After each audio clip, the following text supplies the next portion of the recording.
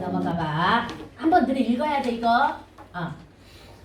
이 무차별 곡선이라고 하는 거 나와 있는데 이거 용어만 가르쳐줄게. 다른 거 놔둬. 이거 시간이 오래 걸려 다 하려면. 그러니까 무차별 곡선의 용어만 가르쳐주고 여기는 넘어갈게요.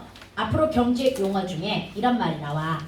효용이라는 말이거나 후생이라는 말이나 편익, 약간 뉘앙스는 차이가 있습니다.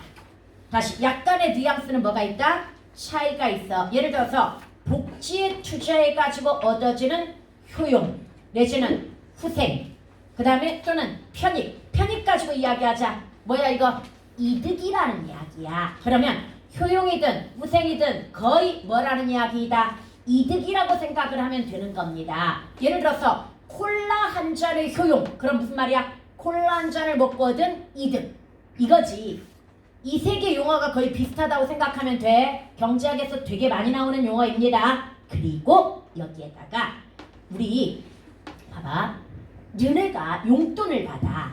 용돈을 받고 그 다음에 또는 아버지는 월급을 받아. 그 다음에 국가는 또 뭐가 있습니까? 예산이라고 하는 것이 있습니다. 그러면 돈을 어떻게 쓰느냐, 이게 굉장히 중요합니다. 그럼 돈을 어떻게 쓰느냐가 중요하다고 했을 때 어떻게 써야 가장 경제적일까? 이때 경제적이다, 합리적이다 라고 하는 말의 기본 의미가 뭔지 알아? 투자 대비 효과가 좋아야 된다는 이야기야. 다시 투자 대비 뭐가 좋아야 된다? 효과가 좋아야 된다. 그럼 투자 대비 효과가 좋을 때 뭐라고 하는 거야? 경제적 소비 내지는 합리적 소비, 합리적 투자, 경제적 투자, 이 말을 쓰는 거야. 그럼 어떤 주어진 예산을 가지고 어떻게 이걸 사용했을 때 그 효용이 극대화될 것인가? 효용이 극대화되어야 뭐 되는 거야? 경제적이고 합리적인 거란 말이지. 이걸 따져줘야 되는 거지. 이해갑니까? 그러기 위해서 필요한 게 예산선이라고 하는 것과 무차별 곡선이라고 하는 거야. 그런데 야, 아버지가 너네가 쓰는 용돈은 정해져 있어. 사실은 뭐 교통비하고 밥값 뭐 이렇게 한번 생각을 해보도록 하자. 이 두 가지만 내가 용돈을 쓴다 이렇게 생각을 해보자. 그 다음에 아버지가 한 달에 버는 월급을 가지고 쓰는 건 좀 더 복잡해지겠지. 나라가 쓰는 건 더 복잡해지겠지. 그러나 그 복잡한 걸 우리가 다 판단할 순 없어.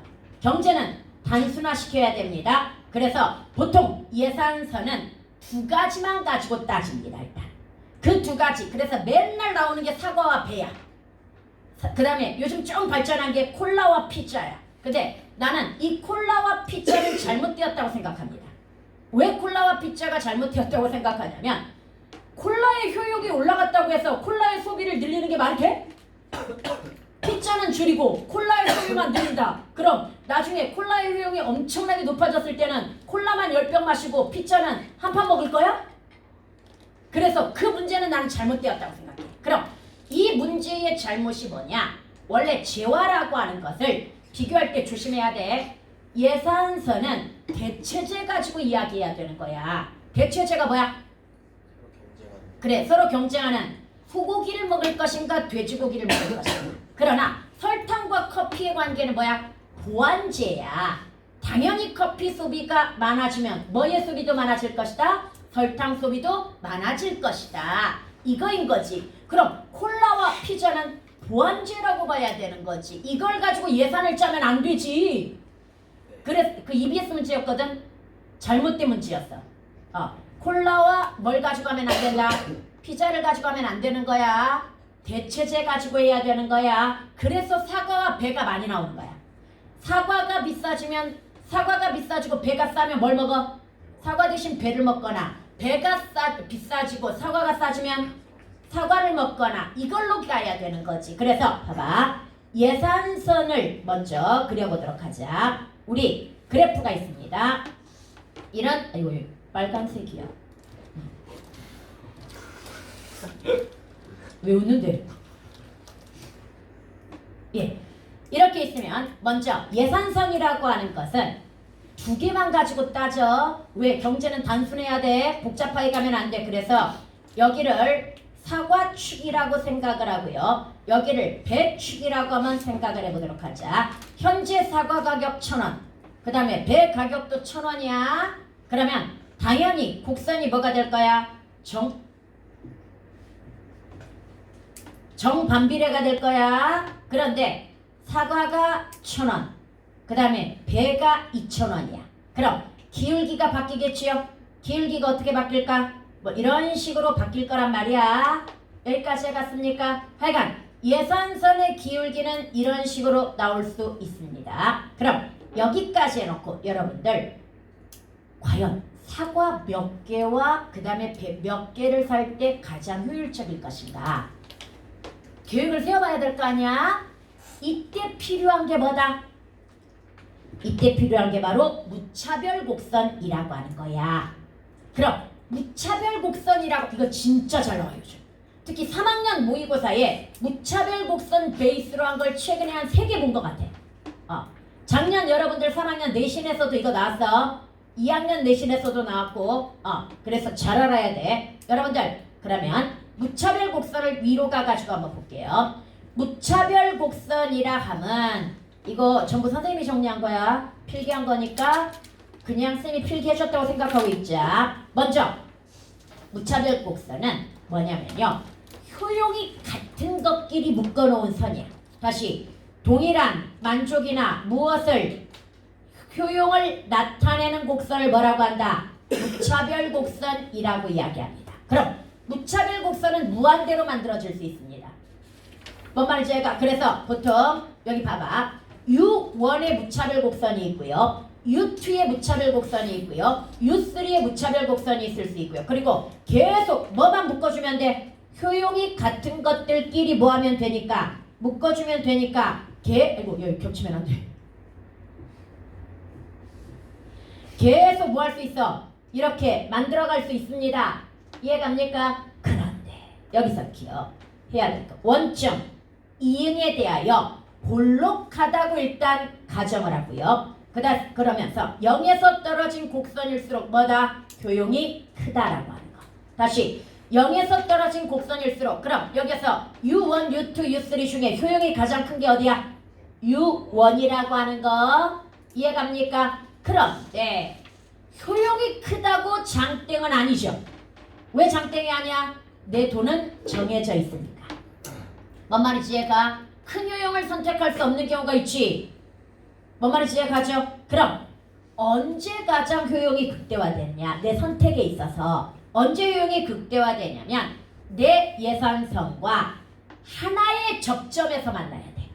다시 하나의 어디에서 만나야 된다? 접점에서 만났을 때 뭐가 극대화된다? 효용이 극대화되는 겁니다. 그래서 결론 U3에서도 만나고 U2에서도 만나고 U1은 만나지 않지. 그럼 U1은 내가 아예 선택할 수 있어 없어? 없는 곡선인 거야 이건. 이해갑니까? 그런데 U3 같은 경우에는 뭐가 낮아? 효용이 U2보다 낮잖아. 그럼 효용이 큰 걸 선택해야 되니까 U2인데 U2가 바로 뭐인가요? 한 점.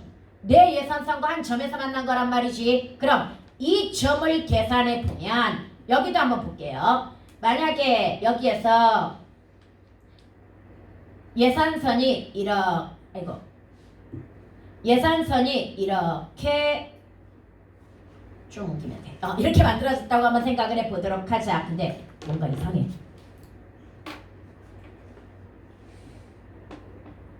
이렇게 옮겨보도록 하자. 왜냐면 한 점에서 만나려면 이렇게 얘가 가격이 아까 같았잖아. 그러면 5개를 소비하는 것이 여기가 지금 뭐라고 생각해? 여기가 5개, 여기가 5개, 10,000원 가지고 소비할 수 있는 거니까. 그래서 여기에서 만났을 때 뭐가 극대화된다? 효용이 극대화된다고 한번 생각을 해보도록 하자. 여기까지 해갔습니까? 그런데 뭐의 가격은 그대로야? 사과의 가격은 그대로인데 얘를 위로 옮기면 안 되는구나. 사과의 가격은 그대로인데 무엇의 가격이 올라갔어? 배의 가격이 올라갔단 말이야. 그럼 그래프가 이 아래쪽에서 형성이 될 거야. 기울기도 바뀌면서. 그럼 이때는 맞나 못 맞나?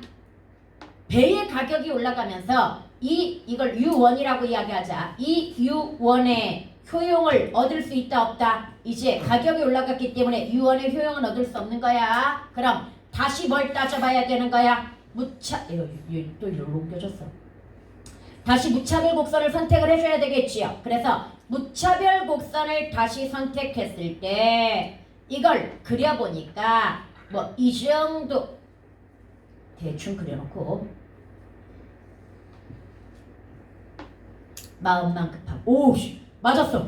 한 점에서 만났다고 했을 때 여기를 뭐라고 하자?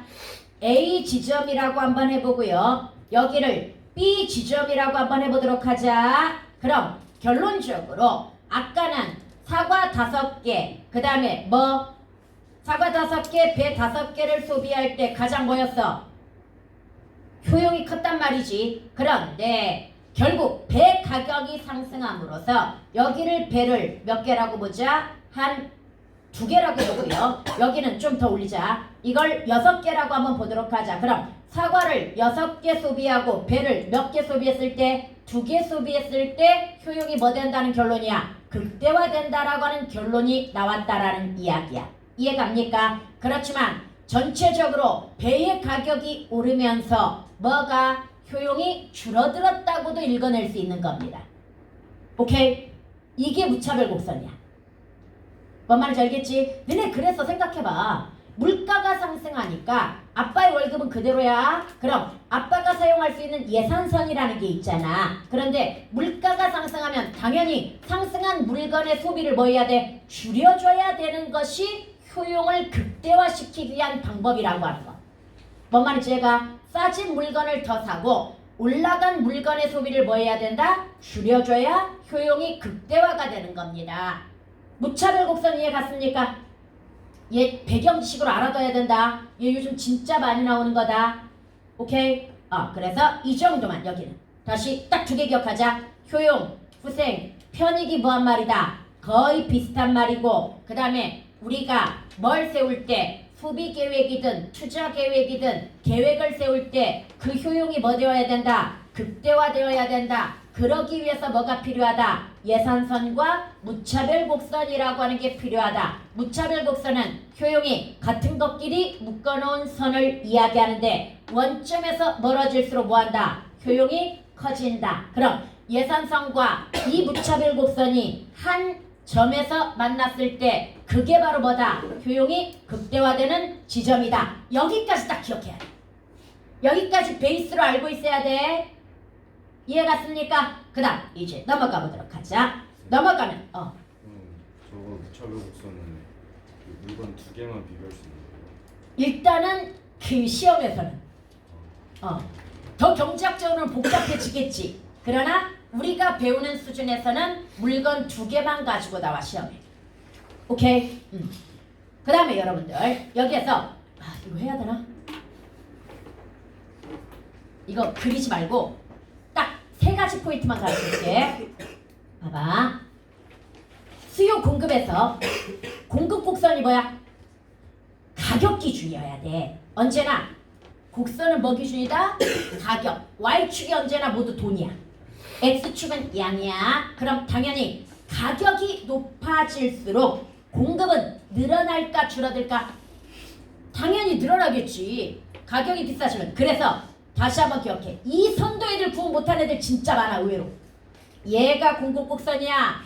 가격이 뭐할수록 높아질수록 공급은 뭐한다? 늘어난다. 이해갑니까? 그런데 가격이 높아질수록 수요는 뭐하겠어? 줄어들겠지. 그래서 얘가 수요 곡선이야. 먼저 이거부터 잊지 마. 이거 반대로 생각하는 애들 되게 많아. 아니 가격이 떨어지니까 공급이 줄어야 되는 거 아닌가? 아니 가격이 떨어지니까 아니라 공급이 줄어드니까 가격이 올라가야 되는 거 아닌가? 뭐 이런 식의 생각. 그건 뭐 기준이야? 양 기준이야. 다시 기본 그래프는 뭐 기준으로 그려지는 거다?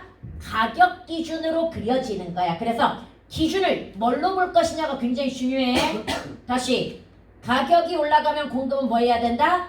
늘어야 되니까 얘가 공급 곡선이야.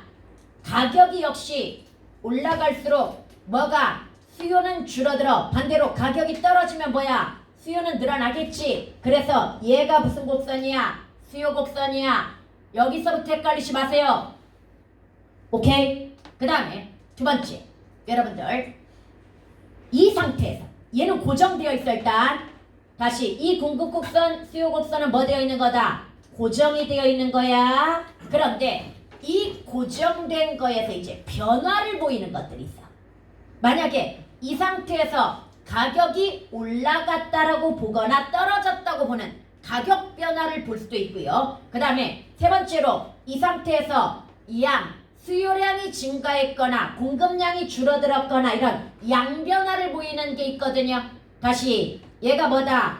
고정된 수요 공급 곡선이야. 이 상태에서 가격 변화를 기준으로 이 그래프의 변화를 살펴야 되고 양 변화를 기준으로 이 그래프의 변화를 뭐 해야 돼? 살펴야 되는데 오늘은 진짜 심플하게 한 가지만 가르쳐 줄게요. 여러분, 가격 변화 기준이면 그래프는 움직인다, 움직이지 않는다? 움직이지 않습니다. 그래프는 그대로 놓고 어떻게 해야 돼? 얘가 원래 P가 기준이었잖아. 지금 기본 그래프가 P였지요. 그런데 P에서 P1으로 가격이 올라갔어. 그럼 그래프는 움직이면 된다, 안 된다? 안 된다. 뭐만 움직여야 되는 거야? 이만큼 올려가지고 이렇게 그어봐. 그러면 뭐가 변한 거야? 가격이 올라가니까 그러니까 수요 곡선은 뭐 했어? 줄어들었잖아. 수요량은 뭐 했어? Q1으로 줄어들었잖아. 가격이 올라가니까 공급량은 Q2로 뭐 했어? 늘어났잖아. 이렇게 보는 거야. 반대로 P2로 가격이 하락했어. 그럼 여기서 그대로 한번 연결해봐. 뭐가? 가격이 떨어지니까 공급량은 Q1으로 줄었지. 수요량은 Q3라고. 이거 원래 맞춰서 그리려고 했는데 잘못 그려가지고 Q3라고 그랬어. Q3로 뭐 했어? 늘어났지. 그리고 이때 수요와 공급이 지금 맞지 않아? 맞지 않지? 그래서 수요는 줄어들었는데 공급이 늘어났어. 이걸 초과 공급이라고 이야기하면서 물건이라면 재고가 되는 거고 그 다음에 뭐라고 한다면 사람 노동시장이라고 한다면 얘가 실업이 되는 거야. 공급과잉. 이해갑니까? 실업이 되는 거야. 나 요즘 진짜 많이 바뀌고 있나 봐. 보수적으로. 최저임금 문제. 지금 최저임금 인상안에 대해서 지금 논의를 하고 있거든. 옛날에는 무조건 우리나라 최저임금이 너무 싸다. 그래서 올려야 된다. 선진국들이 보통 2만 원 선이거든요. 그래서 올려야 된다고 나는 무조건 믿었어. 그런데 요즘 생각이 바뀐 이유가 있어. AI 시대가 되면서 이 이론에 의하면 봐봐. 최저임금이 10,000원에서 20,000원으로 올랐다고 생각을 하자. 그러면 뭐 할 거야? 노동 수요는 줄어들 거야. 그 다음에 노동 공급은 뭐 할 거야? 많아질 거란 말이지. 그러면 뭐가 많아져? 실업률이 높아지는 거야. 실업자가 많이 생기니까. 이건 근데 어디까지나 이론이었단 말이지. 그래서 결론적으로 누가 이런 그 사용자 측이라고 그래. 사용자 측에서는 아마도 실업률이 증가할 거라고 해가지고 최저임금 상승을 반대했을 거란 말이지. 그런데 택도 없는 소리. 이건 노동 착취야. 옛날에는 이렇게 생각했단 말이야. 근데 이제 진짜 AI 시대에는 이게 맞아. 뭘로 대체해버리면 되는 거야? 기계로 대체해버리면 되는 거야. 최저임금이 뭐해졌어? 높아졌어? 그래서 부담이 돼? 그럼 차라리 기계를 하나 사면 이 기계, 물론 처음에는 기계값이 비싸긴 하겠지만 1년 뭐 쓰는 거보다, 알바 쓰는 거보다 이 기계를 쓰면 6개월 만에 뭐 하는 거야? 본전 뽑는 거라고 한번 생각을 해보도록 하자. 그럼 사람들은 이제 뭘 선택하게 되는 거야? 기계를 선택하게 되는 거야. 그래서 실업률이 진짜로 증가해. 실업자가 진짜로 많아질 가능성이 더 높아지고 있어. 세계가 바뀌면서. 그래서 이제는 무조건 최저임금을 올리는 게 장땡이 아니라는 생각이 들어. 그리고 우리 언니가 최근에 사업을 하나 시작했거든. 출장 뷔페를 시작했는데 역시 출장 뷔페 시작하고 나서 계속 적자야. 그 적자 이유가 뭔 줄 알아? 임금 때문이야. 그러니까 요즘 물가도 올라갔는데 사람을 3명 쓰지. 그러면 하루에 얼마냐면 무조건 일당이 15만 원에서 20만 원이야. 그럼 3명을 주고 나면 쉽게 해서 얼마가 나가는 거야? 거의 50이 나간단 말이야. 50이 나가는데 실제로 2만 원짜리 100명을 했다고 치자. 그럼 얼마야? 200만 원이 들어온단 말이야. 그 중에 자신의 임금은 빼고라도, 자기도 중노동을 했지만 임금은 빼고라도 일단 50만 원이 인건비로 나가고 재료비가 그 중에 한 50%라고 치자. 그럼 50만 원이 100만 원이 나가고 그러면 남아야 되잖아. 그런데 전기료라든지 임대 비용이라든지 기타 등등 여러 가지 있잖아. 세금이라든지 이런 거 계산하면 다 적자야. 그래서 사람을 하나 줄였어. 3명을 쓰다가 2명을 쓰는 대신 언니가 요즘 밤새고 있어. 대신해야 되니까. 미리 음식을 준비할 걸 대신해야 되니까. 그러더라고. 그래서 요즘은 식당 같은 거나 이런 요식업이나 하여간 무슨 일을 하든 간에 인건비가 문제라고 그러더라고. 실업률이 늘어났잖아. 근데 최저임금이 더 올라가면 사람을 더 안 쓰겠지 이제. 기계로 대체하겠지. 그래서 이건 고민해봐야 될 것 같아. 그러니까 무조건 최저임금을 올리는 게 능사인가? 여기에 대해서는 생각을 좀 해봐야 될 것 같아. 와, 나 왜 이렇게 보수적으로 바뀌었지? 옛날 수업하고 진짜 다를 거야. 그 다음에 양변화 기준이야. 얘들아, 이것도 진짜 조심해야 돼. 양이 변하면 무조건 그래프의 위치가 바뀌어. 다시 양이 변하면 뭐의 위치가 바뀐다? 그래프의 위치가 바뀌어. 그냥 하나만 기억하자. 지금 여기가 무슨 곡선이야? 공급 곡선이야. 아니, 공급으로 하지 말고 수요로 해보자. 여기가 무슨 곡선이야? 수요 곡선이야. 그런데 수요량이 증가했어. 그럼 우리 그건 알고 있어. 수요량이 증가했으면 가격이 뭐한다? 올라간다고 이야기했지. 그럼 가격이 올라가려면 이 수요 곡선이 어디 방향으로 옮겨져야 될까? 용어 기억하세요. 이렇게 나옵니다. 우상향, 우하향, 좌상향, 좌하향 이렇게 나오거든요. 그럼 수요 곡선은 어떻게 될까요? 우상향을 하게 되는 겁니다. 이렇게 올라가는 거야. 다시 양변화 기준이면 무조건 뭐가 움직인다? 그래프 자체가 움직이는 거야. 공급량이 줄어들었어. 어떻게 될까? 가격이 올라가겠지. 그럼 공급 곡선이 어떻게 되어야 돼? 좌상향해야 되겠지. 가격이 올라가려면. 뭔 말인지 알겠죠? 여기까지만 기억하자.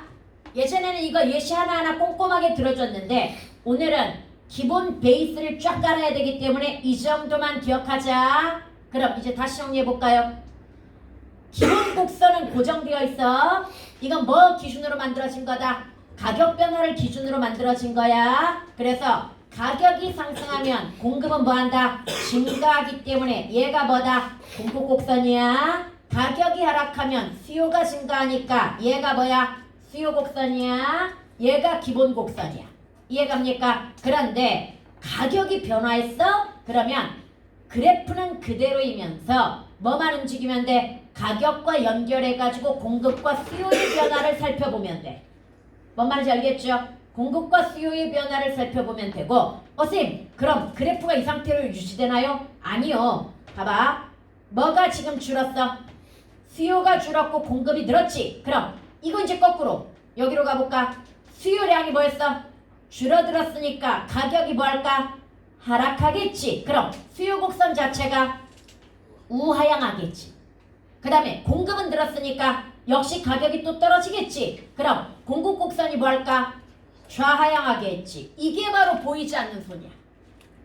뭔 말인지 얘가 시장 가격은 보이지 않는 손에 의해서 뭐 된다? 조절된다라고 이렇게 이야기하잖아. 그래서 외부에서 인위적으로 개입하면 돼? 안 돼? 안 돼. 수요 공급에 의해서 처음에는 가격이 변하니까 수요 공급이 변화했단 말이지. 이제는 수요량과 공급량이 변했으니까 뭐가 변할 차례야? 가격이 변할 차례가 되는 거야. 그럼 가격이 변화했으니까 다시 수요 공급. 그러면서 계속 뭐 하는 거야? 로테이션 되면서 왔다 갔다 하면서 가격이 저절로 시장에서 보이지 않는 손에 의해서 뭐 된다? 조절된다고 보는 거야. 시장 가격이라고 하는 거야. 이걸. 여기까지 해갔습니까? 그 다음에 하나 더 기억해야 될 거. 가격 탄력도도 굉장히 잘 나오는 거 알지요? 가격 탄력도가 뭡니까? 그러니까 탄력도는 기준을 뭐로 보냐에 따라서 달라지기는 하겠으나 우리 항상 뭘 기준으로 봐야 돼? 가격 변화에 대한 수요의 변화. 그러니까 쉽게 얘기해가지고 이거야. 가격 변화 분분의 공급 변화 또는 가격 변화 분분의 수요 변화 이렇게 따져봐야 된단 말이야. 뭘 기준으로 볼 것이냐 뭐 이런 거야. 여기에서 봐봐. 가격이 변하는 변화되는 거가 기준이 되는 게 언제나 분모야. 다시 뭐가 변하는 거? 밑에 뭐가 변하는 거? 변하는 게 먼저 변하는 게 기준이야. 그럼 가격을 기준으로 해보자. 얘들아, 가격이 먼저 한번 변해보도록 하자. 여기는 기준이니까 이걸로 나온 거야. 가격은 10% 변했다고 한번 생각을 하자. 가격이 10% 변했어. 그랬더니 수요도 10%가 변했어. 그럼 이건 그냥 뭐 한 거야? 똑같이 변한 거잖아. 이해갑니까? 똑같이 변한 거기 때문에 이걸 무슨 탄력적이라고 하더라?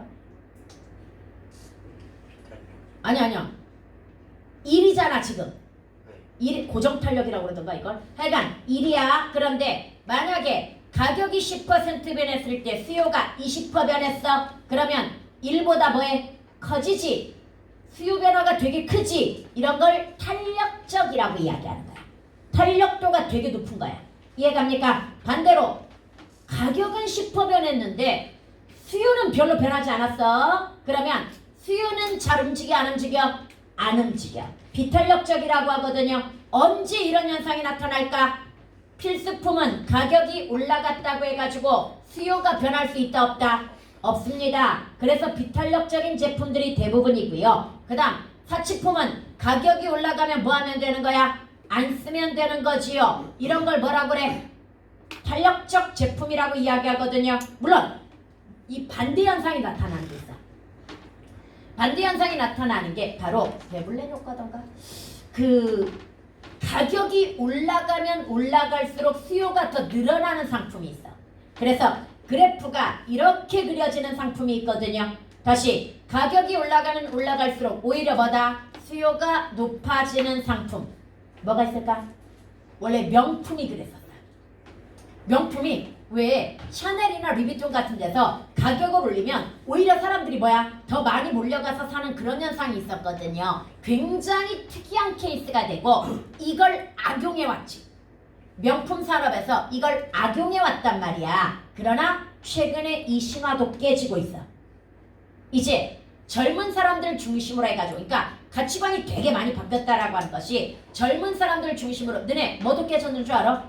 우리나라 술에 대한 인식도 바뀌었어. 옛날에는 우리나라 사람 무조건 술은 뭐 할 때까지 마셔야 돼? 취할 때까지 마셔야 된단 말이야. 근데 요즘 20, 30대는 술을 취할 때까지 마시지도 않을 뿐더러 맛없는 술을 왜 마셔야 되는지에 대한 회의감도 가지고 있어가지고 술 소비가 급격히 줄었어. 회식 같은 것도 급격히 줄었어. 그래서 술집 아니면 술회사 다시 한번 진로를 모색해봐야 될 때야. 계속 바뀌는 거야. 그러니까 요즘 실감해. 사회가 진짜 가치관이라든지 사회가 급격하게 바뀌고 있거든요. 급격하게 바뀌고 있는데 명품에 대한 것도 마찬가지야. 젊은 사람들 중심으로 해가지고 이제 실용적 가치. 왜냐? 힘들잖아 돈 벌기. 돈 벌기가 힘들어지다 보니까 명품 소비에 대한 인식이 좀 달라지고 있다라고 하는 거. 진짜 옛날에는 너도 나도 명품을 소비했다고 하다면 요즘은 꼭 필요해? 이런 느낌. 그래서 명품도 요즘 위험 신호가 감지되고 있다는 거. 왜? 아직까지는 뭐야? 나이 든 사람들, 여유 있는 사람들이 소비를 받쳐주고 있지만 어차피 시간은 흘러갈 거고 젊은 사람들 사이에 명품에 대한 인식이 뭐 해버렸어? 바뀌어버렸다고 한다면 미래에 대한 투자 가치가 있는 거야? 없는 거야? 없는 거지. 뭔 말인지 얘가? 그래서 진로가 이번에 모델을 누구 썼는 줄 알아? B를 썼어. 태영이가 원래 소주를 못 마셔. 소주를 못 마시는데 태영이를 모델로 내세웠단 말이야. 그럼 진로의 전략은 뭘까? 우리나라 젊은 세대의 술 소비가 줄어들었어. 술에 대한 인식도 줄어들었단 말이야. 그런데 태영이를 모델로 썼다? 그럼 젊은 사람들을 타겟팅한 거냐? 아니요. 젊은 사람들 타겟팅하려면 오히려 그냥 예쁜 여자 쓰는 게 나아. 지금까지 우리나라 술 모델은 다 뭐였어? 젊고 예쁜 여자였어. 젊고 예쁜 가장 잘 나가는 여자 연예인이 뭐했어? 술 모델을 맡았단 말이야. 지금까지 남자가 맡은 거 거의 처음인 것 같아. 그럼 너네가 한번 생각해봐. 무슨 전략일까? 그렇지, 세계화 전략이야. 이제 우리나라에서 술 소비 시장은 점점 뭐야? 감소 추세야. 그럼 우리나라 소주 시장이 살아남을 수 있는 방법은 뭐야? 그렇잖아도 한류 열풍을 타고 소주가 인기를 얻고 있단 말이지. 그럼 세계적인 스타인 B가 광고함으로써 소주에 대한 인식을 이 기회에 더 한번 뭐 하는 거야? 높이는 거지. 그래서 세계 시장을 공략해야 되는 거지. 뭔 말인지 얘가 이게 무역이 필요한 이유 중에 하나야. 내수 시장은 너무 뭐하다는 거? 좁다는 거. 그래서 규모의 경제를 이루기가 쉽다 어렵다? 어렵다는 거. 이때 규모의 경제가 뭐야? 무조건 적자가 안 나야 돼. 그럼 적자를 안 내려면 평균 비용을 낮춰야 돼. 그럼 평균 비용을 낮추려면 뭐가 커져야 돼? 생산량이 많아져야 돼. 근데 내수는 한계가 있잖아. 생산량이 한계가 있기 때문에 그 생산량을 늘리기 위한 전략으로 뭘 쓰는 거야? 세계화 전략, 수출 전략을 쓰는 거야. 그럼 인지도를 높여야 될 거 아니야. 그러기 위해서 지금까지는 뭐야? 배 불렀지. 우리나라에서만 소주가 겁나게 소비되고 그러면서 솔직히 광고 따로 안 해도 다 열심히 마셔줬지. 근데 이제는 아닌 거지. 그래서 전략을 바꾼 거야. 우리나라 이제 버리는 거야. 우리나라는 버리는 거고 세계화 전략으로 가고 있는 거야 얘들아. 오케이? 근데 쌤이 금방 용어 썼어. 뭐 썼어? 평균 비용을 뭐 해야 된다? 낮춰야 된다. 규모의 경제 이런 말을 썼단 말이야. 이제 이걸 보자. 여기 다 나오네. 규모의 경제라는 말도 나오고 한계 비용도 나오고 평균 비용도 나오고 고정 비용도 나오지요. 그럼 이제 용어를 한번 다시 정리해 볼게요. 어떤 제품을 하나 만들었어. 제품을 만들었고 이걸 얼마에 팔 것인가 이걸 결정을 해줘야 된단 말이야. 그런데 무조건 고가로 책정을 하게 되면 뭐가 떨어져? 수요량이 떨어지겠지. 그렇다고 무조건 싸게 팔면 또 뭐가 이득이 남지 않겠지. 그래서 어느 선에서 가격을 결정할 것인가 이걸 생각을 해줘야 돼. 그런데 그 가격을 결정함에 있어서 상식적인 수준에서 생각하자. 원가보다 낮게 가격을 설정할 수는 있어 없어? 없잖아. 그럼 원가 계산을 해야 될 거 아니야. 그런데 가장 무식한 원가 계산이 바로 이거야. 가장 무식한 게 아까 우리 언니가 뭐 출장 뷔페를 시작했다고 이야기했단 말이야. 이때 뭐만 생각하면 재료비 100만 원이고 인건비 50만 원 나갔으니까 50만 원 남네? 라고 생각하면 돼 안 돼? 안 돼. 그건 원가를 잘못 계산한 겁니다. 그럼 이제 원가를 한번 계산을 해보도록 하자. 먼저 장사를 하든 안 하든 물건을 팔든 안 팔든 언제나 들어가는 돈이 있습니다. 그 언제나 들어가는 돈이 고정비용이라고 하는 거야. 그래서 언니 출장 뷔페 입장에서 보면 임대료라고 하는 것이 있고요. 그 다음 출장 뷔페 하다 보면은 뭘 사야 되냐면 뭐가 있어야 돼? 냉동 창고와 냉장 창고가 있어야 돼. 그래서 그거 물론 기본 설비비가 있을 거란 말이야. 가게 임대료도 있을 것이고 설비비도 있을 것이고 인테리어 비용도 있을 것이고 그 다음에 차도 샀어. 냉장차를 샀단 말이야. 얘네들은 장사를 하든 안 하든 다 뭐야? 항상 일정하게 들어가는 비용이야. 이해갑니까? 일정하게 들어가는 비용을 뭐라고 한다? 고정비용이라고 이야기합니다. 이해갑니까? 그래서 한 2억 이걸로 하니까 너무 복잡하다. 그냥 책으로 하자. 책을 한 권 만드는데 고정비용이 얼마가 든다? 500이 든다고 선생님이 지금 생각을 한 거야. 그 다음에 여기에서 얘를 인쇄를 해야 나올 거 아니야. 그 인쇄비가 3,000원이라고 한번 생각을 해보도록 합시다. 여러분 선생님이 나눠주는 책이 그 빨간 책 있지? 그 인쇄비가 옛날에 한 6,000원 정도 했는데 요즘 물가가 상승해가지고 한 8,000원 정도 하더라고. 강관에 원가가 아니라 인쇄비만.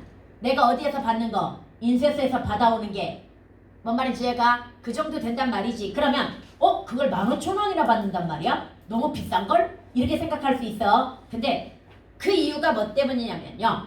고정비용, 내 노동비용. 일단 이거 그 다음에 그 외에 유통비용. 그 다음에 책이 남을 수도 있잖아. 재고 비용 이런 것들 여유 있게 찍기 때문에 남을 수도 있죠. 재고 비용 이런 것까지 다 계산을 해줘야 된단 말이야. 그럼 생각을 해보자.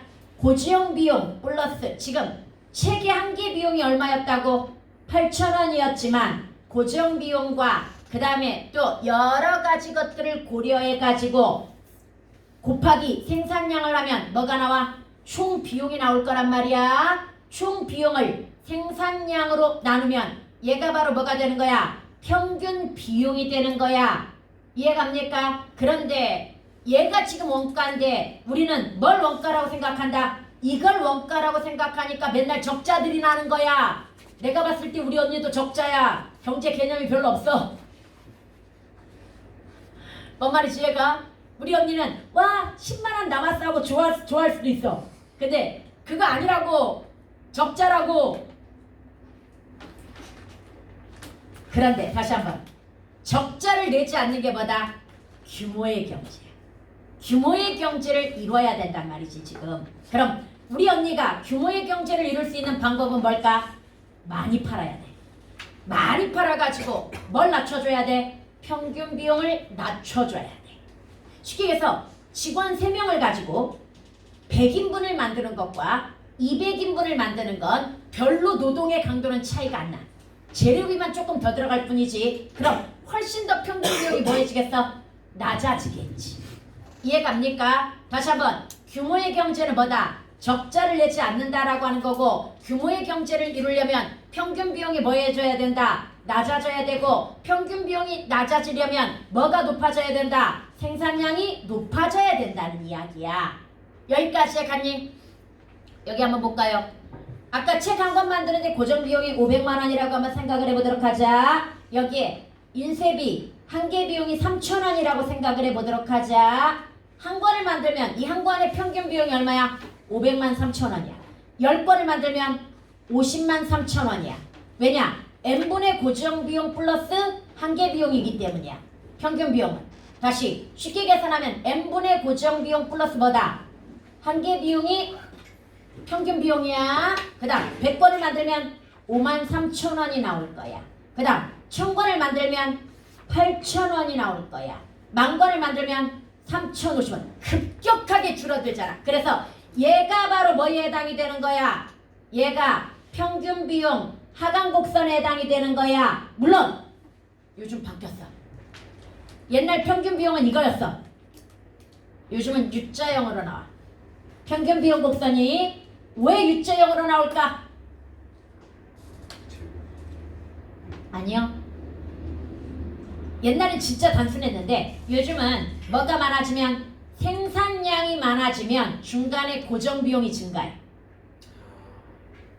뭔 말인지 얘가 야 솔직히 200인분까지는 3명이 커버할 수 있다고 치자. 400인분은 직원 2명을 더 써야 될 거 아니야. 그럼 뭐가 늘어나? 고정 비용이 더 늘어나게 되는 거야. 차도 한 대 더 사야 되고 뭐 이런 식으로 해가지고. 뭔 말인지 해갑니까? 그래서 요즘 평균 비용 곡선은 뭘로 나온다? U자형으로 나와. 이것도 기억하세요. 그러나 우리는 일단 기본만 배울 겁니다. 그래서 이렇게 평균 비용은 생산량이 많아질수록 뭐한다? 하강한다. 그래서 여러분 인강 수업 교재는 비싸고 EBS 교재는 싼 이유가 바로 이거야. EBS 교재는 기본이 수십만 권이야. 국어 같은 경우에도 수십만 권이거든요. 그래서 평균 비용이 대단히 낮은 거야. 뭔 말인지 제가 그 다음에 인간 같은 경우에도 수학이나 국어나 이런 것보다 압도적으로 과학 쪽이 비싸. 책이. 왜 과학 쪽이 그렇게 비쌀까? 수요가 더 낮기 때문에 아무래도 적은 양, 다른 과목보다 적은 양을 생산할 거란 말이야. 평균 비용이 뭘까? 비싸겠지. 거기다 인강은 책이 비싼 이유가 또 하나 있어. 유통비용이 겁나게 비쌉니다. 이때 유통비용이라 하면 바로 선생님도 메가스터디 인강을 해봐서 알아. 거기 교재를 내가 2만 원에 팔지. 그럼 그 중에 40%가 회사 거야. 그러니까 얼마가? 8,000원을 회사에서 가져가는 거야. 그럼 내가 받을 수 있는 돈은 2만 원에 팔아도 얼마야? 12,000원인 거야. 그런데 그 12,000원 가지고는 사실은 그 컬러라든지 그 왜 인간 교재가 되게 질이 좋잖아. 그런 것들을 따라잡기가 쉽지 않아. 그리고 이런 건 한번 만들 때 2,000권씩 만들어야 되는데요. 안 팔리면 다 재고입니다. 그래서 제가 2억 원 넘게 손해봤습니다. 교재로만. 이게 문제야. 야, 2,000권을 팔았어. 그런데 또 문제가 뭔지 알아? 더 필요하잖아. 그럼 다시 또 2,000권을 찍어야 돼. 근데 2,000권 다시 찍었는데 그중에 이제 5권밖에 안 나가. 그럼 나머지가 뭐가 되는 거야? 재고가 되는 거야.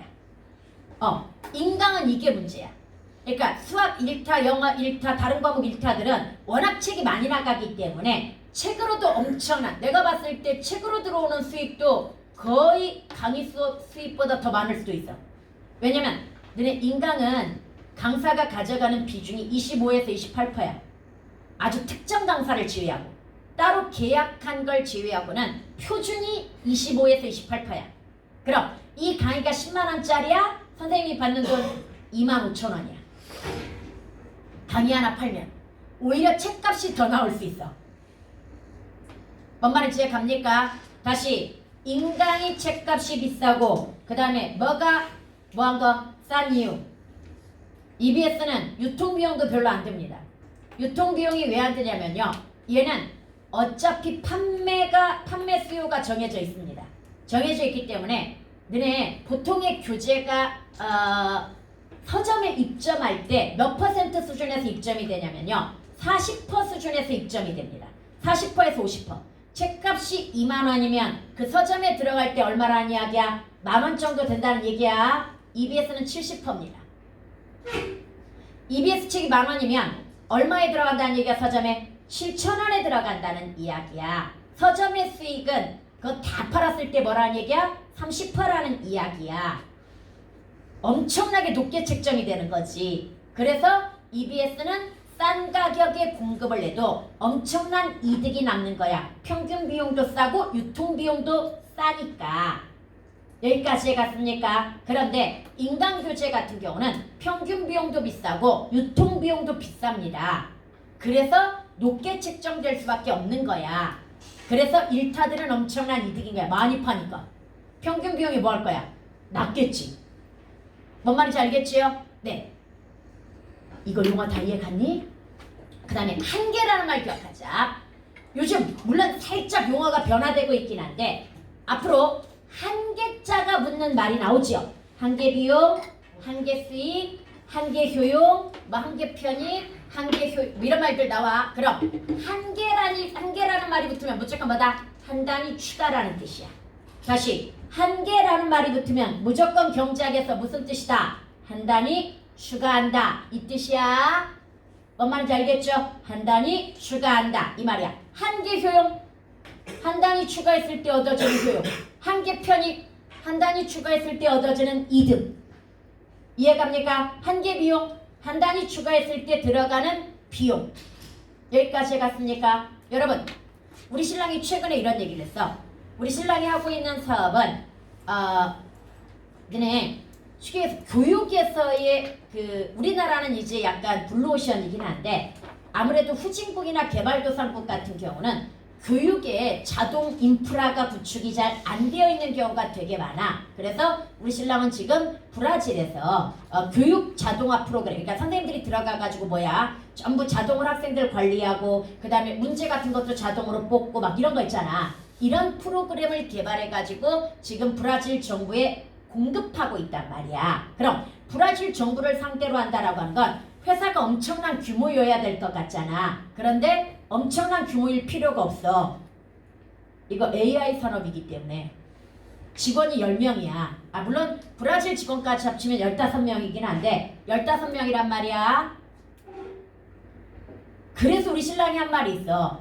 나도 이제 부업으로 뭐 장사 같은 거 한번 해볼까? 내가 이야기를 했어. 그랬더니 냅둬 이러는 거야.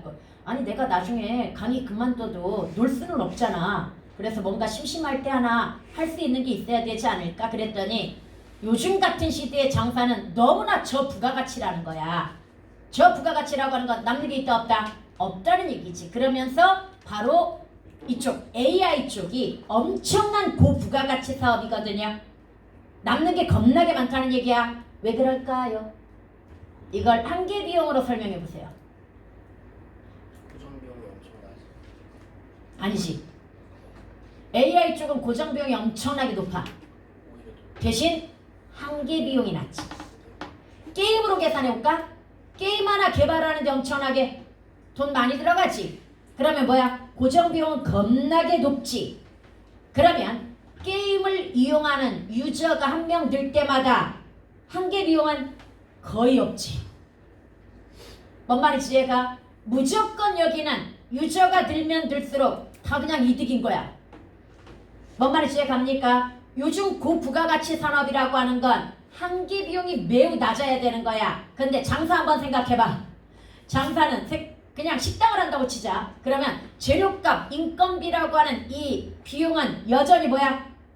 똑같잖아. 뭔 말인지 한계 비용이 되게 높은 거야. 한계 비용이 높은 산업들이 저부가가치 산업인 거고 한계 비용이 대단히 낮은 산업들이 고부가가치 산업인 거야.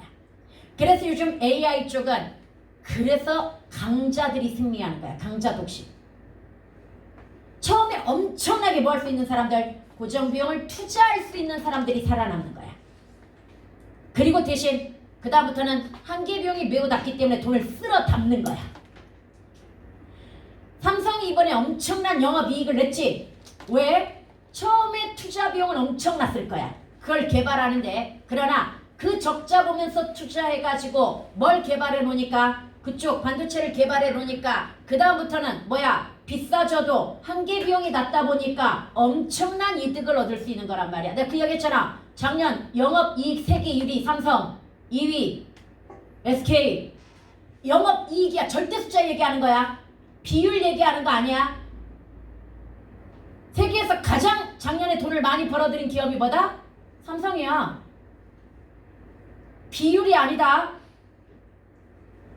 2위가 SK야. 그만큼 고부가가치 산업이라는 얘기야. 니네도 그래서 그런 거 해. 알았지? 잘 생각해. 고부가가치 사업을 해야 되는 거야. 아 근데 다 고부가가치 하면 누가 나머지 저부가가치 산업. 그러니까 제조업 같은 게 선진국들이 망하는 이유가 사실 그런 거거든. 저부가가치라서 결국은 뭐를 안 하는 거야? 투자를 안 하고 안 하려고 하는 거지. 힘든 일 안 하려고 하는 거지. 그러다 보니까 선진국들이 망한 거지. 백호야, 뭐 하고 싶어? 너의 꿈을 얘기해봐.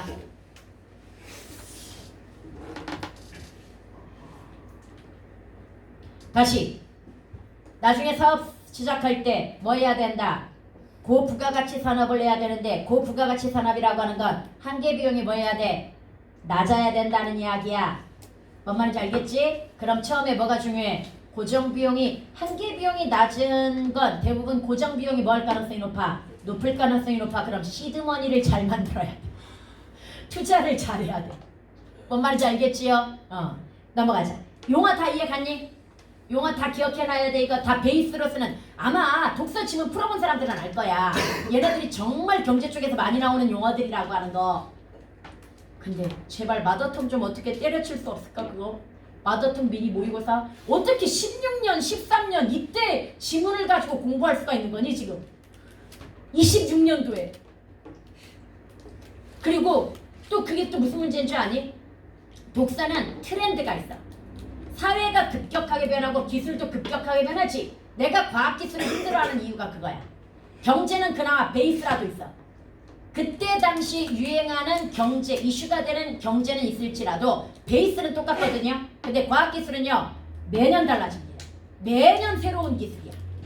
내가 봐봐. 이거 하나만 보자. 옛날에 X선을 열심히 가르쳤다. X선에 뭐 조산이 그 다음에 감광이니 막 투산이 투과니 막 이런 걸 가르쳤어. 그 다음에 CT 나오더라. 그래서 CT 역투사값이니 환상값이니 막 이런 걸 열심히 가르쳤어. 그 다음에 중성자 단층 촬영 나오더라. 열심히 또 뭐 했어? PT 이런 걸 가르쳤어. 그랬더니 이제 양성자부터 나왔어. 양성자 나오고 중성자 나오고 요즘 또 다른 거 나오더라 기술. 이런 식으로 매년 바뀌어 과학기술이. 그래서 과학기술을 가르치기가 쌤이 정말 힘들었거든요. 배워놓으면 써먹을 수가 없어. 근데 처음에는 그랬는데 누적되니까 이제 써먹긴 하더라. 기술 베이스가 같은 것들이 나오기는 하더라. 여하튼간에 그래서 최근 걸 배워야 돼.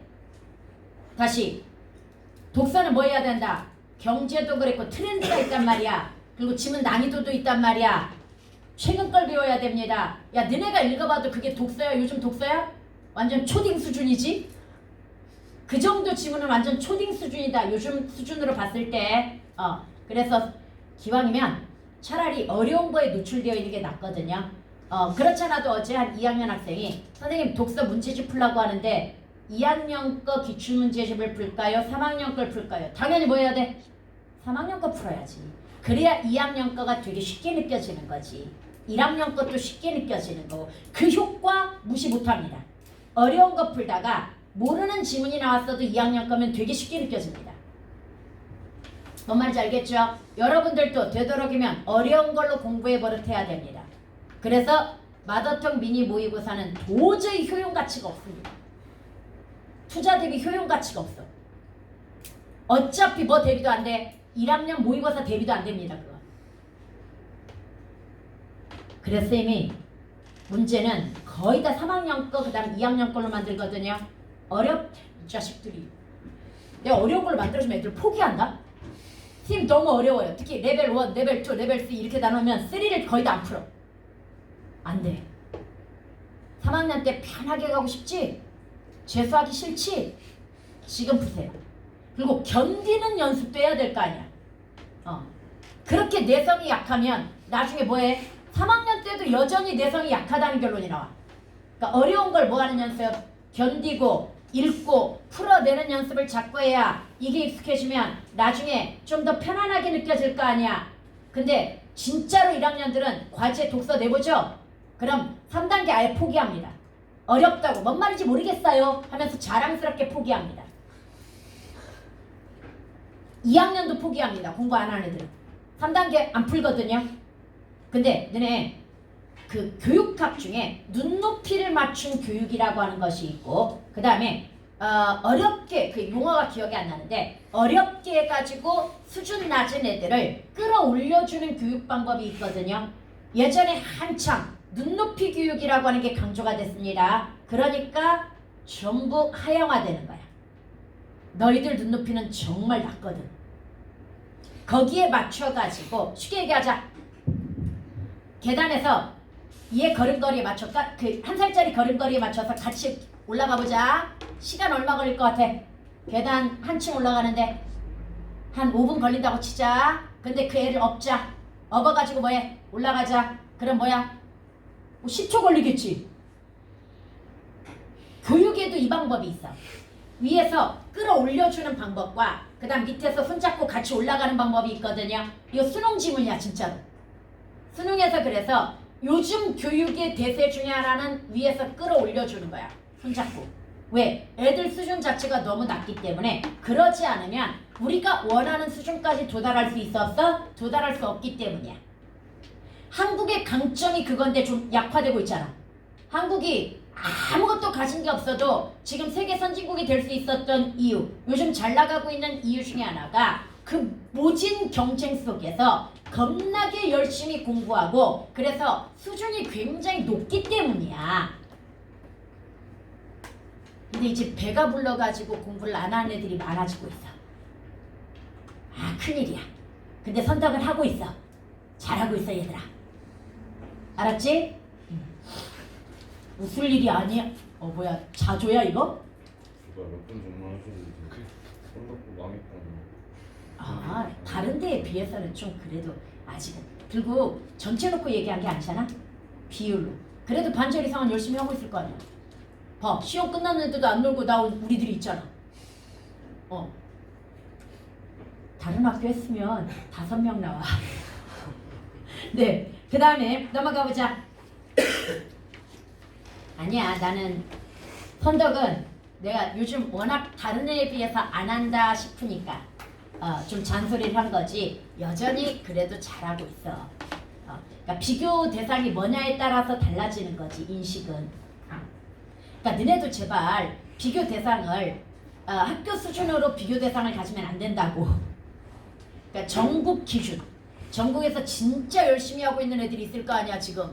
걔네들 기준으로 해가지고 내가 어느 정도 옛날에는 전국 기준으로 봤을 때 열심히 하는 정도로 봤을 때 너네가 거의 5% 안에 들어갔단 말이야. 근데 요즘은 한 15% 정도로 좀 더 너프해진 것 같아. 열심히 하는 정도가. 약간 진짜 하는 애들은 되게 열심히, 그러니까 옛날 전체가 열심히 하는 분위기였다고 한다면 요즘은 하는 애들은 열심히 하는 데 비해서 중간 하위권 애들이 많아졌다는 이야기야. 열심히 안 하는 애들이 많아졌다는 얘기야. 네, 그 다음에 여러분들 무역 한번 보도록 하자. 아, 무역 보기 전에 선생님이 앞에서 설명 안 한 거 하나 있다. 여기에서 이거 하나 그려볼게요. 여러분 진짜 잘 나오는 용어가 또 하나 있습니다. 오, 오늘 주식도 좀 한다고 그랬는데 이거하고 주식으로 넘어가서 주식하고 채권만 간단하게 설명해 줄게. 봐봐. 얘가 무슨 곡선? 공급 곡선이야. 얘가 무슨 곡선? 수요 곡선이야. 외워야 돼. 그 다음 여기가 시장 가격. 그래서 우리는 이걸 보통 뭐라고 이야기해? P라고 이야기합니다. 그 다음에 여기가 뭐야? 균형 거래량이야. 그래서 얘를 뭐라고 합니까? Q라고 이야기합니다. 거래량을 뭐라고 한다? Q라고 이야기한단 말이야. 이것도 상식이야. 그럼 여기에서 이제 보자. 잉여라고 하는 개념을 알아야 됩니다. 잉여가 뭐야? 남는 거. 이해갑니까? 그러면 봐봐. 지금 현재 P가 가격이고 Q가 거래량인 상태에서 소비자에게 남는 게 있을까요? 없을까요? 여기에서 이제 문제가 돼. 애들은 소비자가 돈 내고 사는데 남는 게 뭐냐라고 생각하기가 쉽거든요. 아닙니다. 돈 내고 사도 남는 게 있습니다. 무슨 얘기냐? 바로 이 부분이야. 여기를 우리는 소비자 잉여라고 이야기합니다. 소비자에게 남는 거, 이 말이야. 그럼 왜 여기가 소비자 잉여가 되는 거야? 왜 소비자 잉여가 되냐면 얘들아, 만약에 P1으로 가격을 올리거나 P2로 가격을 올려도 뭐 할 사람이 있다? 살 사람이 있는 거야. 그래서 내가 항상 예를 들어주는, 내가 원래 100만원짜리 코트를 사려다가 고민했지? 그래서 일주일간 고민하다가 그래 사자 하고 100만원을 들고 갔는데 그 다음 주에 가니까 50% 할인을 했단 말이지. 그래서 50만원이었단 말이지. 그럼 P가 뭐야? 지금 50만원인 거야. 나는 원래 얼마에 살려고 했어? 100만원이어도 살 계획이 있었어. 그런데 50만원이니까 나에게는 얼마 이득이야? 50만원 이득이야. 그럼 P1은 80 정도까지는 살 계획이 있었다고 한번 생각을 해보자. 이 사람한테는 얼마가 이득이야? 30. 80 정도에 산다고 그랬으니까 그럼 얘네를 싸값친 걸 뭐라고 이야기해? 소비자 잉여라고 이야기하는 거야. 그럼 반대로 가격이 더 싸도 뭐 할 사람이 있었어? 팔 공급자가 있었던 거지. 그래서 이쪽은 반대로 누구의 잉여가 되는 거야? 공급자 잉여가 되는 거지. 다시 이쪽은 반대로 누구의 잉여가 된다? 공급자의 잉여가 될 거란 말이야. 그러면 소비자와 공급자의 잉여를 다 합쳐서 뭐라고 그래? 총잉여라고 이야기하는 거야. 다시 이걸 뭐라고 한다? 총잉여 또는 사회적 잉여라고도 이야기합니다. 여기까지 해갔습니까? 그러면 이 용어를 이해했다고 한다면 다시 이쪽이 뭐다? 소비자 잉여, 이쪽을 공급자 내지는 그래프에 따라서 생산자 잉여 이렇게 이야기합니다. 그 다음에 이걸 합쳐가지고 뭐라고 이야기한다? 총잉여 내지는 사회적 잉여라고 이야기합니다. 여기까지 해갔습니까? 그럼 국가의 정책은 총잉여를 늘리는 방향이어야 될까요? 줄이는 방향이어야 될까요? 1차적으로는 늘리는 방향입니다. 그럼 이 그래프 한번 볼게요. 아니다. 여기 이 그래프를 보도록 합시다. 여기에서 봐봐. 이거 실제 모의고사에 나왔던 문제야. 지금 선생님이 색깔 칠해 놓은 거 초록색이 원래는 어디가 여기가 그래프가 뭔가 그러니까 여기가 뭐야? P였어. 그럼 이때 소비자 의견은 뭐였어? A였어. 그 다음 생산자 의견은 뭐였어? B, D, H였어. 여기까지 갑니까? 그럼 관세를 아니 관세가 아니라 수입 자유화. 수입 자유화라고 하는 건 무역 자유화가 되는 거야. 문을 개방을 했다고 한번 쳐보도록 하자. 국제 공급 곡선이 바로 여기에서 지금 만들어지고 있습니다. 그러면 우리나라 수요 곡선과 어디가 만나겠습니까? 국제 공급 곡선이 만나가지고 여기에서 가격이 결정이 될 거란 말이야. 실제 쌀 시장이 이렇습니다. 우리나라에서 쌀이 얼마야? 한 포대에 10만 원이라고 한다면 국제시장에서는 예전에는 4분의 1 수준이었거든요. 그럼 얼마라는 얘기야? 25,000원이라는 이야기가 되는 거야. 그러면 가격이 수입 자유화에 의해서 얼마가 되는 거야? 25,000원이 되는 거란 말이야. 와, 그랬더니 소비자 잉여가 얼마큼 늘었어? 얼만큼이냐고 물었어. 나는 B, C, D, E, F, G까지 늘었어. 이해갑니까? 그럼 총 잉여는 얼마나 늘었어? 원래 개방 전은 A, B, D, H가 뭐였어? 총 잉여였죠. 그런데 개방을 하면서 C, E, F, G까지 총 잉여가 늘었죠. 그럼 국가적으로 봤을 때 와, 훌륭한데? 라고 생각을 했을 거야. 자유무역을 통해서 사회의 총 잉여가 늘어났으니까. 그럼에도 불구하고 미국은 지금 관세 전쟁을 하면서 이 자유무역을 깨고 있단 말이야. 그 이유가 뭘까요? 미국이 관세 전쟁을 하는 이유. 총 잉여도 중요하지만 잉여의 분배도 중요하기 때문이야. 그럼 잉여의 분배가 중요하다는 건 무슨 이야기야? 지금 여기 봐봐. 소비자의 잉여는 엄청나게 늘었지. 그런데 공급자 잉여가 만약에 자유무역 상태면 H로 뭐 했어? 줄어들었잖아. 그럼 장기적으로 봤을 때 자국 기업이 뭐 되겠어? 망하겠지. 뭔 말인지 얘가 숙여져. 돈을 벌지 못하는데 쓰는 게 말이 돼? 벌어야 될 거 아니야. 그러기 위해서는 자국 기업이 살아남아야 될 거 아니야. 그럼 기업에게 돌아가는 돈도 뭐 해야 돼? 많아야 될 거 아니야. 즉 공급자 생산자 잉여도 뭐 해야 돼? 많아야 된단 말이야. 여기까지 갑니까? 다시 총 잉여를 선택할 것인가? 자국 기업의 보호를 선택할 것인가? 이거야. 장기적으로 봤을 때 자국 기업을 뭐 해줘야 돼? 보호해줘야 된다고 생각을 하겠지. 그래서 관세를 붙이는 거야. 관세를 붙인다는 건 뭐 한다는 얘기야? 가격을 올린다는 이야기잖아. 이해갑니까? 가격이 올라가면 뭐가 늘어나게 되는 거야? 공급자 잉여, 생산자 잉여가 늘어나게 되겠지. 이 정도까지만 여기. 잉여 개념 이해 갔죠? 잉여가 뭐다? 어떤 경제활동을 함으로써 소비자에게 남는 것, 소비자 잉여. 공급자나 생산자에게 남는 것, 생산자 공급자 잉여. 이거 합친 거 총 잉여. 사회적 잉여라고 한단 말이야. 그런데 국제무역을 통해서 가격이 하락했어? 그럼 소비자 잉여가 엄청나게 뭐 할 거야? 늘어날 거야.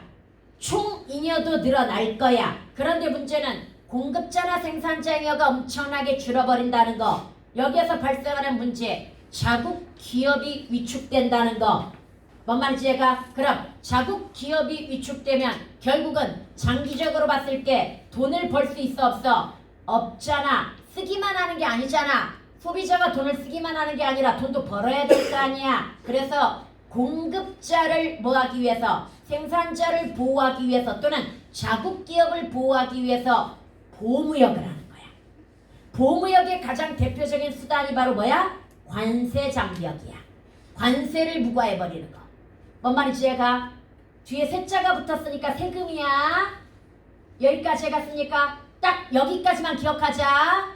이 그래프 여기까지만 기억해서는 이해를 못해. 그렇지만 오늘은 베이스만 깔기 때문에 이런 용어들하고 그 다음에 기본 원리만 기억해야 돼. 깊이 있게 들어가는 거 아니야. 여기까지 해갔으니까 그 다음 넘어가가지고 여러분 넘어가면 뭐가 있냐면요. 내가 어디다 써놨는데 여기 있다. 이거 한 번만 하고 끝나자. 주식하고 채권만 한다고 그랬어 오늘. 얘들아 원래 자산에는 기초자산이라고 하는 것이 있고 그 다음에 기초자산이라고 하는 것이 있고 파생상품이라고 하는 것이 있어. 기초자산은 현금 가치를 갖는, 이거 다른 말로 황금성이라고 하거든요. 내가 주식을 가지고 있거나 채권을 가지고 있거나 금을 가지고 있거나 부동산을 가지고 있거나 이런 것들은 다 뭐야? 기초자산이라고 하는 거야. 여기까지 갔습니까? 그 다음에 이 파생상품은 기초자산에서 파생된 금융상품이야. 즉 기초자산을 이용해가지고 뭐 한다는 이야기야? 다시 상품을 만들어가지고 여기에서 이득을 얻거나 손해를 줄이거나 뭐 이런 목적으로 만들어지는 상품을 뭐라고 이야기한다? 파생상품이라고 그래. 이건 기초자산의 직접적인 거래를 통한 수익이 아니야. 이해갑니까? 다시 기초자산을 토대로 해가지고 파생된 금융상품이라고 하는 거야. 예전에 우리나라에 환율 방어수단으로서 키코라고 하는 제도가 있었거든요. 키코라고 하는 보험제도야. 만약에 환율 변동성이 너무 크면 기업이 위험하잖아. 그래서 환율이 떨어지건 오르건 간에 환율은 1,100원에서 1,200원 사이에서만 보장을 해준다. 이거란 말이지. 그러니까 쉽게 해서 이 사람이 외국에 수출했어. 외국에 수출했는데 그 사이에 환율이 1,000원으로 떨어진 거야. 그러나 이 키코에 가입되어 있으면 얼마를 보장해 주는 거야? 1,100원으로 보장을 해주는 거야. 1,000원으로 떨어져도. 이해갑니까? 즉 100달러를 벌었으면 이 현 환율이 아닌 1,100원으로 계산을 해준다는 얘기야. 반대로 환율이 올랐어도 최대치가 얼마인 거야? 1,200원으로 계산을 해준다는 거야. 이게 이명박 정권 때 있었던 거거든. 환율이 그때도 1,500원 가까이 올랐어.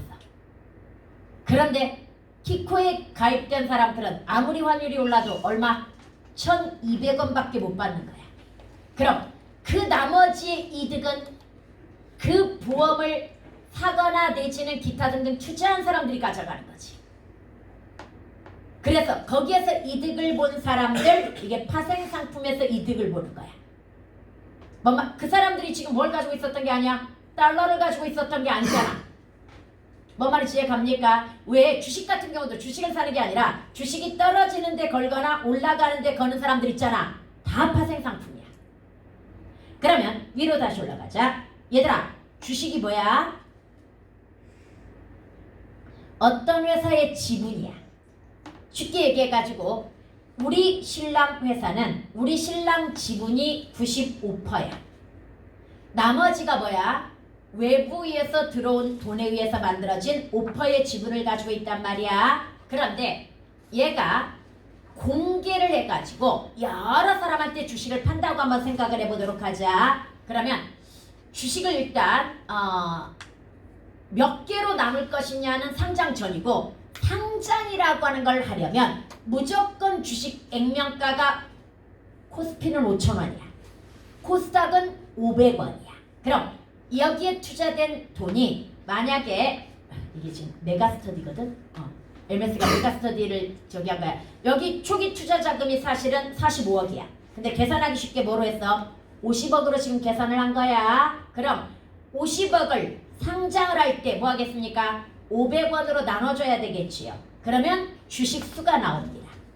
여기까지 갑니까? 주식수가 나오고요. 이때 거기에 손대표가 50%의 지분을 가지고 있었거든요. 그럼 얼마를 투자했다는 얘기야? 25억을 투자했다는 얘기고요. 제가 아는 선생님이 원래 무공선생님이라고 해가지고 이 메가스터디에 2억을 투자하기로 했어. 그런데 그 2억이 워낙 액수가 그때 크다 보니까 다른 선생님들한테 5천씩 내라고 했단 말이지. 근데 투자하자고 했단 말이지. 근데 다른 선생님들이 막판에 꺾었어 이걸. 투자 못하겠다. 우리 와이프가 반대한다. 그래서 무공 선생님은 어쩔 수 없이 자기가 2억을 투자하겠다고 약속을 했기 때문에 아파트 담보까지 잡아가지고 결국 2억을 투자를 합니다. 그럼 50억이 2억이니까 몇 퍼센트야? 4% 정도? 이 정도의 지분을 갖게 되는 거지. 상장이 되었어, 주식이. 그럼 액면가 500원짜리 얼마를 가지고 있어? 2억 원어치를 가지고 있었을 거란 말이야. 상장하면서 이 500원짜리가 5만 원이 되었습니다. 상장하는 순간. 그런데 예전에는 5% 이상을 가진 사람은 유예기간이라는 게 있어. 상장하고 나서 유예기간 동안 한 1년 막 이 정도에 팔지 못해. 주식을 팔지 못하는 데 비해서 5% 이하는 상장하자마자 거래가 가능하단 말이야. 이때 공명선생님이라고 하는 분이 5억을 투자했거든요. 이 분은 몇 퍼 이상이야? 5% 이상이기 때문에 10%잖아. 그래서 이분은 팔지 못했어. 그러나 뭉쌤은 이걸 팔았어. 200억인데요. 그 중에서 세금 차포떼고 딱 현금 150억을 가지고 강의 은퇴하시고 시골 가서 타조 농장을 하십니다. 그런데 문제는 공명쌤은 아까 못 팔았다고 그랬잖아. 문제는 엄청나게 주식 가격이 뛰어가지고 38만 원까지 갔어. 계산하기 좋게 40만 원으로 하자. 그럼 몇 배가 뛴 거야? 500원짜리가 40만 원이 되었네? 800배지. 그럼 5억에 800배네? 4천억이었어. 그래가지고 그 중에 나중에 이제 유예기간이 끝나고 나서 1,000억 원어치 정도 팔아가지고 골프장을 사셨어. 근데 문제는 10에서 5% 이건 뭐예요? 이렇게 이야기했어. 이게 뭐냐면 회사 규모가 커지게 되면 주식 분할이라는 거. 이때 주식 분할이라고 하는 건 주식 숫자가 뭐 한다는 얘기야? 늘어난다는 이야기이고요. 또는 중간에 처음에 45억, 그러니까 50억이 투자됐다고 하지만 중간에 뭐 할 수 있어? 또 돈이 필요해가지고 더 투자할 수 있잖아. 그러면 더 투자를 하게 되면 지분율은 더 뭐 하게 되는 거야? 떨어지게 되는 거지. 그래서 나중에 투자 때문에 5%로 떨어지고 이 문무생 건 2%로 떨어졌지만 여전히 그 액면가로 따졌을 때는 그 가격이 나오는 거지. 몇 프로가 중요한 게 아니라 지금. 뭔 말인지 이해가? 그래서 공명쌤은 이사야. 대단히 높은 지분을 가지고 있기 때문에 메가스터디 이사야. 그러면서 1,000억 원어치 팔아가지고 뭐 산 거야? 골프장 사신 거야. 취미가 골프거든. 실제로 실제.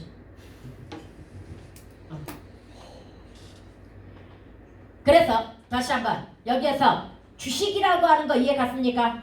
주식회사는 지분율에 따라서 주식을 갖게 되는데 이걸 상장하게 되면 코스피는 주식 한 장당 얼마다?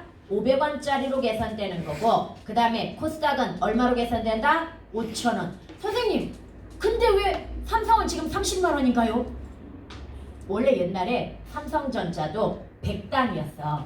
근데 뭐 한 거야? 분할을 한 거야. 분할을 해가지고 10분의 1로 분할했다고 치자. 그럼 200만 원짜리가 얼마가 되었다고 봐야 돼? 20만 원이 되었다고 봐야 되거나 또는 20분의 1 분할을 했을 수도 있어. 그럼 한 10만 원이 되었다고 한번 쳐보도록 하자.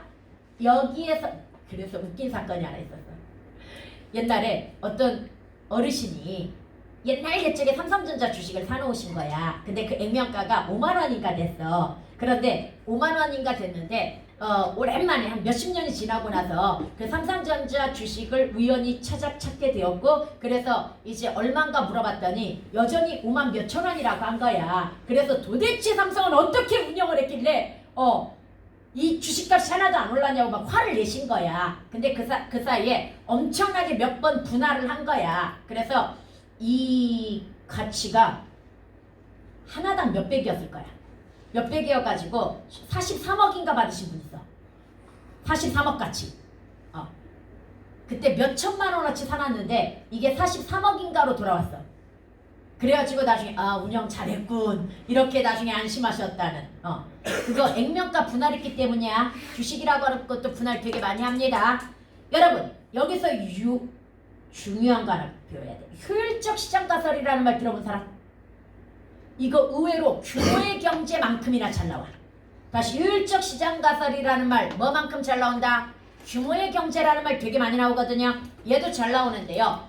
효율적 시장 가설은 그냥 간단하게 이야기할게요. 어떤 정보로도 주식시장에서 이득을 취할 수 없다라고 하는 거야. 그러면 왜 우리 그런 거 있잖아. 보통 주식을 살 때 정보를 넣잖아. 야 어디가 이번에 무슨 개발이 이루어져가지고 뭐 신약 개발해가지고 앞으로 좋대. 그럼 그 주식 사죠. 그런데 그 주식을 사는 순간 사실은 이미 그 가격에는 그 정보가 모두 뭐 되어 있는 거야? 반영이 되어 있는 거야. 반영된 가격으로서 그 정보로는 이득을 얻을 수 있다 없다? 없다. 이게 바로 효율적 시장 가설. 물론 약형이 있고 강형이 있고 그 다음에 중강형이라고 하는 것이 있어가지고 약형은 정보를 가지고 뭐 할 수 있다? 과거의 정보나 현재의 정보를 가지고 이득을 얻을 수 있다야. 그 다음에 중강형은 현재의 정보를 가지고 이득을 얻을 수 있다야. 강형은 어떤 정보로도 이득을 얻을 수 없다야. 세분화시키면 효율적 시장 가설은 정보를 가지고 이득을 얻을 수 없다야. 그러나 다시 세분화시키면 과거와 현재의 정보를 가지고 이득을 조금 얻을 수 있는 게 약형. 현재의 정보, 과거로는 얻을 수 없지만 현재의 정보를 얻을 수 있는 게 중강형. 그 다음에 어떤 정보로도 이득을 얻을 수 없는 걸 강형이라고 이야기하거든요. 여러분, 선진국일수록 강형이어야 됩니다. 다시 선진국일수록 뭐다? 강형이어야 되는 거고요. 후진국일수록 뭐다? 약형입니다. 그러나 대부분의 주식시장은 중강형입니다. 다시 대부분의 주식시장은 뭐다? 중강형 정도 된다라고 하는 거. 완벽한 강형은 존재하지 않습니다. 사실은 그건 경제 이론일 뿐이야. 여기까지 해갔죠? 그 다음 이제 채권 한 번만 정리합니다. 여기만 하면 끝나. 그래 좋아. 다른 거 안 가르쳐주고 딱 이것만 가르쳐줄게. 채권의 수익률이 높은 건 좋은 걸까요? 낮은 걸까요? 채권의 수익률이 높은 건 좋은 걸까? 낮은 걸까? 나쁜 거야. 대단히 위험하다는 얘기야. 채권 수익률과 그러니까 주식하고는 달라. 주식의 수익률이 좋았다는 건 그 회사가 좋아졌다는 얘기야. 다시 주식의 수익률이 좋아졌다는 건 그 회사 주식 가격이 올라갔다는 건 그 회사가 뭐 해졌다는 얘기다. 좋아졌다는 이야기야. 그러나 채권의 수익률이 높다는 건 나빠졌다는 이야기야. 채권의 수익률은 위험도이기 때문이야. 돈을 빌려줬어. 위험하면 이자를 뭐해? 많이 받는 거지. 돈을 빌려줬는데 안전해? 이자가 뭐 해지는 거야? 낮아지는 거지. 너네 은행도 마찬가지잖아. 신용도가 높으면 이자가 낮아. 신용도가 낮으면 이자가 높아. 이거인 거야. 왜? 못 받을 가능성이 높다고 판단하기 때문이야. 여기까지 해갔습니까? 첫 번째, 채권은 이거 알아요? 채권이 뭔데? 돈을 빌려주고 받은 증서. 뭔 말인지 이해가? 그러니까 차용각서. 우리로 따지면 차용각서가 채권이야 얘들아. 나라가 돈을 빌리면 국채를 발행해야 되는 거야. 회사가 돈을 빌리면 회사채를 발행하는 거야. 개인이 돈을 빌리면 사채인 거야. 선생님, 공채는 뭐예요? 공공기관에서 발행하는 채권. 그래서 예를 들어 수자원공사에서 옛날에 4대강 사업하면서 8조 원짜리 채권을 발행했습니다. 공채입니다. 뭔 말인지 제가 지금 다 갚았는지 어쨌는지 모르겠지만 얘들아, 일본이 요즘 더위 때문에 열사병으로 돌아가시는 분들이 되게 많거든. 근데 웃긴 건 뭔지 아니? 프랑스는 아예 뭐가 없어. 에어컨 보급률이 20% 이하이기 때문에 에어컨이 없어서 그런다고 쳐. 일본은 에어컨이 거의 다 있어. 집집마다 다 있단 말이야. 그런데도 에어컨을 틀지 않아. 그래서 지금 돌아가시는 분이 많단 말이야. 왜 그럴까? 전기료. 일본 전기료 우리나라 2.5배입니다. 그럼 일본 전기료 왜 그렇게 비쌀까? 민영화. 민영화 플러스 원전 폭발 사고. 뭔 말인지 제가? 그래서 전기료가 겁나게 비싸니까 전기료가 무서워서 에어컨을 못 트는 거야. 그 다음에 수도료가 비싸서 물도 많이 못 쓰는 거야. 그래서 여전히 유효한 건 민영화 절대 반대. 의료, 그 다음에 수자원공사, 한국전력, 그 다음에 철도공사, 그러니까 대중교통 이쪽은 민영화 절대 반대. 니네 그냥 얘네들이 민영화 되는 순간 헬게이트 열리는 거야. 뭔 말인지 이해가? 미국 같은 경우에 최근에 어떤 사람이 췌장이던가 췌장염이던가 수술했거든? 5천만 원. 5천만 원이 넘었던 것 같아. 우리나라에서 췌장염 맹장 쉽게 얘기해서 맹장 떼는 수술 얼마? 다른 것 다 빼고 그냥 맹장 떼는 수술만 한 15만 원일걸? 고맙게 생각해야 돼. 선생님, 유럽에는 100% 무료인 데 있잖아요. 그냥 거긴 기다리다 죽어. 뭔 말인지 이해가? 그냥 기다리다 죽어 거기는.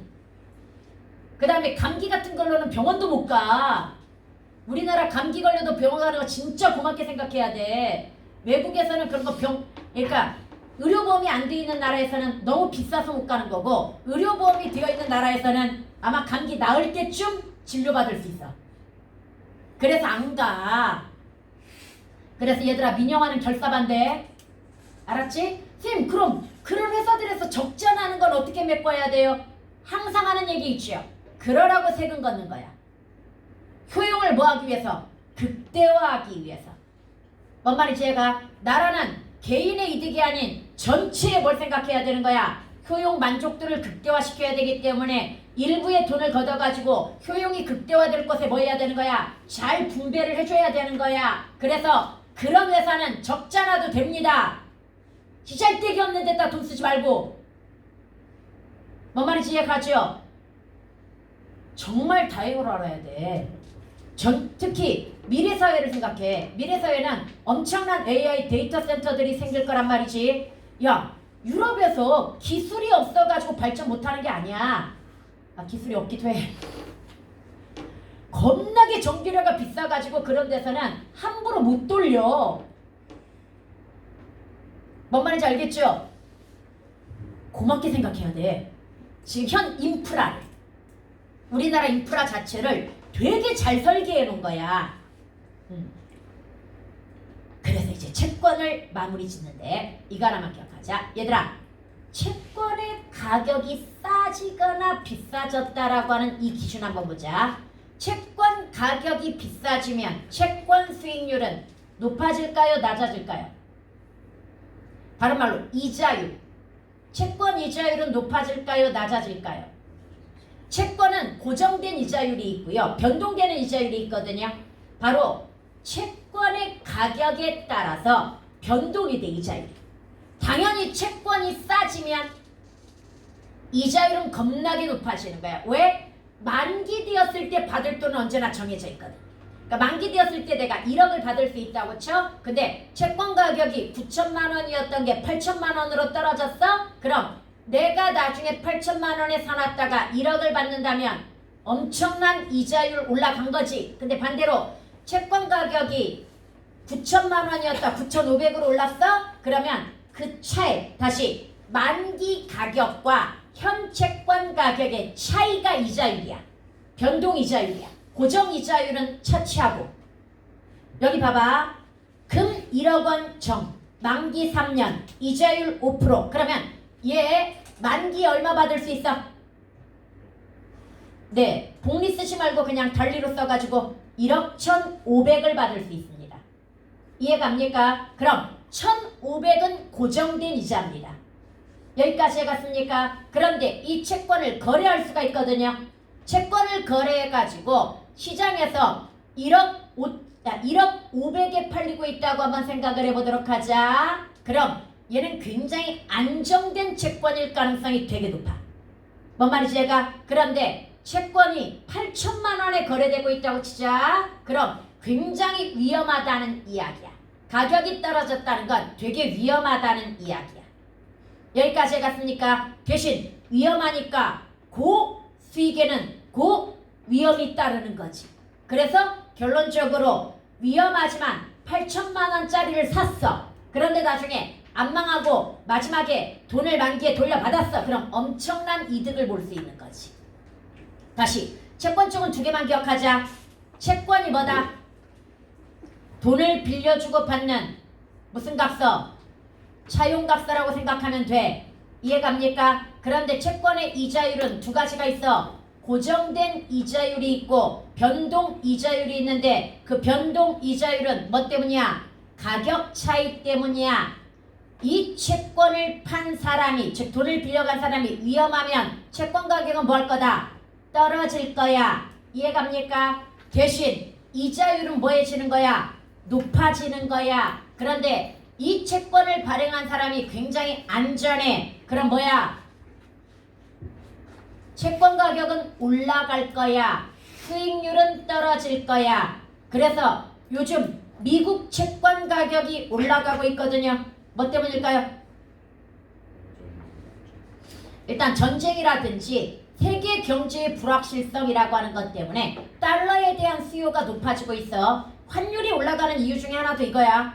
달러에 대한 수요가 뭐하고 있다는 거? 높아지고 있다라고 하는 거. 그리고 안전자산에 투자하려고 하는 경향 때문이야. 그러니까 사람들은 미국은 뭐 할 리가 없다? 망할 리가 없다고 생각하는 거야. 그러면 미국 채권에 대한 수요가 많아지겠지. 수요가 많아지면 당연히 미국 채권 가격이 뭐 할 거야? 올라갈 거란 말이지. 사실은 얼마 전까지 미국 채권 가격이 떨어지는 기현상이 나타났었거든요. 그래서 미국 위험하다 이랬는데 요즘은 다시 올라가고 있다고 합니다. 전쟁 끝내고 나서. 여기까지 해갔습니까? 그래서 채권 개념도 알고 있어야 돼. 주식 개념도 알고 있어야 되고 오늘은 이런 기초 개념만 한번 정리를 해봤습니다. 네, 오늘 여기까지 합니다. 고생하셨습니다. 시험 보느라고 고생했고 그런데 다음 주부터는 다시 정신 바짝 차리고 과제도 열심히 하고 수업도 열심히 들어야 된다. 피지컬 키우는 건 방학 때야.